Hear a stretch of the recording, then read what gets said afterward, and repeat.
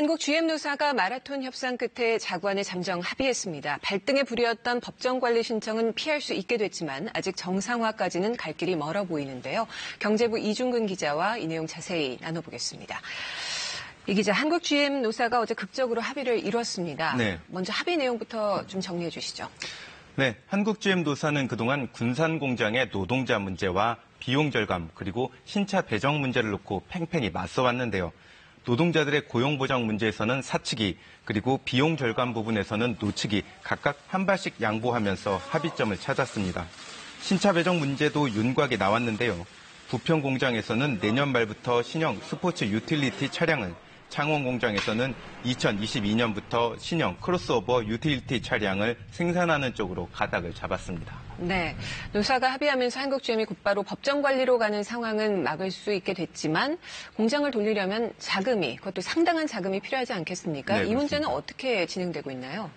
네, 한국 GM은 당장 근로자들에게 임금을 그리고 희망퇴직자들에게는 퇴직 위로금을 지급해야 되는데요. 이 금액만 대략 5천억 원 안팎으로 추정됩니다. 또 협력업체들에게도 밀린 대금을 지급해야 되는데 이걸 모두 합하면 1조 원이 넘을 것이라는 이야기가 나오고 있습니다. 네. 일단 GM 본사가 차입금 형태로 긴급 자금을 투입해 급한 불을 끄게 될 텐데요. GM 측은 2대 주주인 산은에게도 추가 투자를 요구하는 한편 우리 정부에도 지원을 요청하고 있습니다. 네, 추가 투자를 위한 협상도 이제 본격화될 텐데 협상이 어떻게 진행되고 있나요? 네, 우선 오늘 오전에도 이동걸 산업은행 회장과 베리앵글 GM 총괄 부사장 그리고 홍영표 국회 환노위원장이 만나 추가 투자 문제를 협의했습니다. GM 본사가 한국 GM에 빌려준 돈이 우리 돈으로 3조 원가량 되는데요. 네. 이 돈을 출자 전환, 그러니까 돈이 아닌 한국 GM 주식으로 가져가는 문제가 논의되고 있습니다. 여기까지는 GM 측도 가능성을 내비치고 있는데요. 문제는 그 다음입니다. GM이 무려 3조 원을 출자 전환하면 현재 17%인 산업은행의 지분은 1% 정도로 떨어지게 되고 이럴 경우 모든 의사결정을 GM 마음대로 할 수 있게 되기 때문입니다. 네.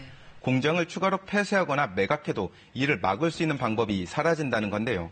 이 때문에 산은은 주요 의사결정에서 거부권을 행사해야 되겠다. 그렇기 때문에 지분율 15%를 지켜야 되겠다. 이렇게 얘기하면서 출자 전환한 뒤에 GM 측 주식수를 줄이는 차등 감자를 요구하고 있습니다. 네. 이 같은 방안에 GM 측은 강력 반발하고 있고 산업은행 측은 거부권 없이는 추가 투자도 없다 이렇게 맞서고 있어서 이 대목이 앞으로 협상의 최대 쟁점이 될 것으로 보입니다. 네, GM 측이 우리 정부에도 지원을 요청하고 있는데 구체적으로 어떤 내용이 오가고 있나요? 네, 우선 GM은 부평 공장과 창원 공장을 외국인 투자 지역으로 지정해달라 이렇게 신청을 했습니다. 외투 지역으로 지정되면 5년 동안 법인세 등이 100% 감면되는 등 세제 혜택을 받을 수 있는데요. 산업부는 현재 GM 측에 자율주행차 등 새로운 기술에 대한 투자를 확대해야 한다며 투자 계획 보완을 요청해 놓은 상태입니다. 전문가들은 GM 측이 구체적이고 실현 가능한 장기 경영 계획을 제시한 뒤에야 정부도 지원에 나설 수 있을 것이라고 보고 있습니다. 네, 이 문제와 관련해서 정부와 산업은행이 추가 지원 전제 조건으로 10년 이상 한국 GM을 운영한다고 확약해라. 뭐 이렇게 요구했다는 이야기가 들리던데요. 네, 그런 얘기가 나오고 있는데 일단 현재 GM 본사 측과 직접 협상하고 있는 당사자는 2대 주주인 산업은행입니다. 네. 산업은행의 입장은 정부가 거듭 강조한 3대 원칙 가운데 장기적 지속 가능한 경영 정상화 방안, 바로 이게 중요한 협상의 조건인 건 맞다. 하지만 10년이라는 구체적인 시한을 아직까지 제시한 단계는 아니다라고 밝혔습니다. 네. 다만 이전에도 10년이라는 기간이 몇 번 이야기가 나온 적이 있습니다. 우선 GM 측이 먼저 자신들이 28억 달러를 추가 투자하겠다 이렇게 얘기하면서 기간을 10년 동안 28억 달러 투자하겠다 이렇게 얘기한 적이 있었고요. 네. 백운규 산업부 장관도 외투 지역 지정과 관련해서 신기술 투자 계획을 보완해야 한다 이렇게 얘기하면서 자율주행차나 미래형 차가 배정되면 5년, 10년이 자동으로 갈 수 있다 이렇게 얘기하면서 10년이 언급된 적이 있습니다. 네.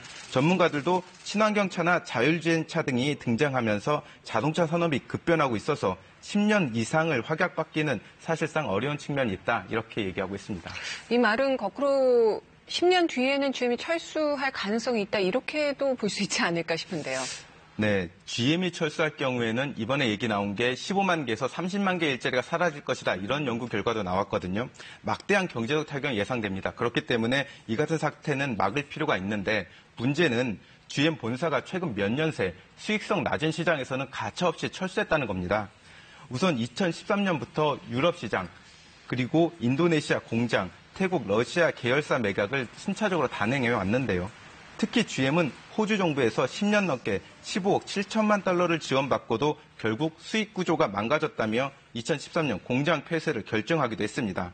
이 때문에 정부는 GM의 철수를 막는 것 그 자체도 중요하지만 자생력 없이 정부의 지원만으로 연명해서는 안 된다. 이런 원칙을 거듭 강조하고 있습니다. 네. 큰 불은 껐지만 아직 산 넘어 산인 한국 GM 문제 오늘 잘 들었습니다.